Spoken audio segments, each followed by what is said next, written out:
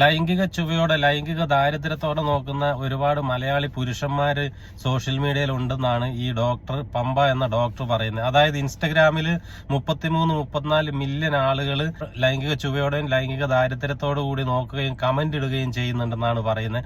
അപ്പൊ ആ വീഡിയോ ഒന്ന് കണ്ടു നോക്ക്. 33-34 മില്യൺ ആൾക്കാർ മലയാളികൾ, അതിലെത്രയോ കൂടുതലാണ് നോർത്ത് ഇന്ത്യൻസ്. പക്ഷേ നമുക്ക് മോശം ഇൻസ്റ്റ നോക്കുകയാണെങ്കിൽ മോശം കമൻസ് കൂടുതലും വരുന്നത് മലയാളികളുടെ അടുത്തു നിന്നാണ്. അവർ ഒരിക്കലും ഇപ്പോൾ ഡ്രസ്സ് കുറച്ച് ഇറക്കം കുറവാണ് അല്ലെങ്കിൽ ബ്രസ്റ്റ് കുറച്ച് കാണുന്നെങ്കിൽ പിന്നെ അവർ അത് മാത്രമേ ശ്രദ്ധിക്കുള്ളൂ. ആ കുട്ടിയുടെ ആക്ടിങ്ങോ ആ കുട്ടിയുടെ ഡാൻസ് സ്റ്റെപ്സോ ടാലൻറ്റോ അതിൻ്റെ പിന്നിലുള്ള കഷ്ടപ്പാടോ ഒന്നും അവർ ശ്രദ്ധിക്കില്ല.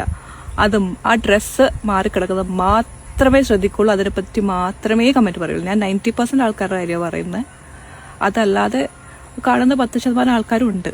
പക്ഷെ അത് കൂടുതലും മലയാളികളാണ്. നമ്മുടെ സമൂഹത്തിൽ 99% സ്ത്രീകളും മാന്യമായി വസ്ത്രം ധരിക്കാൻ സംസ്കാരത്തോടു കൂടി പെരുമാറുകയും ഒക്കെ ചെയ്യുന്നവരാണ്.